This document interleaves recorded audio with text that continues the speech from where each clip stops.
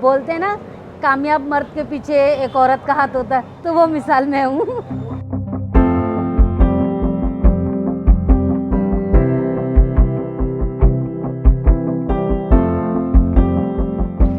अस्सलाम वालेकुम।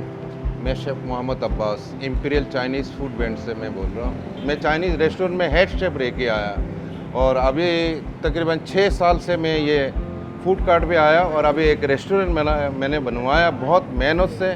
मेरे पूरे फैमिली मेरे साथ दिया। मैं तो इस वजह से आई थी, लॉकडाउन था, फिर हमारे पास इतने अखराजात नहीं थे जो हम मैनेजर को पैसे दे सकें, तो इस वजह से हम लोग आ गए।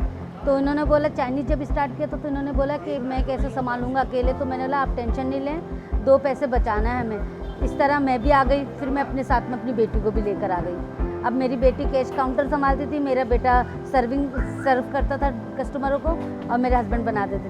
पहले कराची के अंदर सिर्फ 4 से 5 रेस्टोरेंट थे उस टाइम, चाइनीज़ नहीं था कहीं इतना। ये 5-6 रेस्टोरेंट थे उस टाइम का मैं शेफ़ हूँ। जो बनता बहुत सारे लोगों को पता भी नहीं है चाइनीज़ क्या है। चम्मच लेने से वो चाइनीज़ शेफ़ नहीं होता है। मैंने काफ़ी मेहनत किया हुआ, 40 साल गुजार दिया मैंने।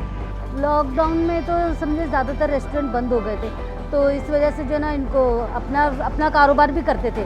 पहले इनका अपना कारोबार था, फिर रेस्टोरेंट फील्ड में चले गए, क्योंकि हमारे पास जो अखराजात जो पैसे थे सब इन्होंने क्या करा, रेस्टोरेंट की फील्ड में ज़ाया कर दिए।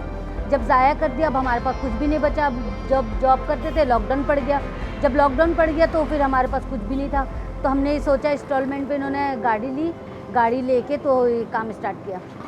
अल्हम्दुलिल्लाह छोटे से कार्ट से स्टार्ट करा था, अब अल्लाह का शुक्र है, लोगों की, कस्टमरों की दुआएं, मेरे बच्चों की दुआएं, उससे मैंने आज अपना रेस्टोरेंट कर लिया।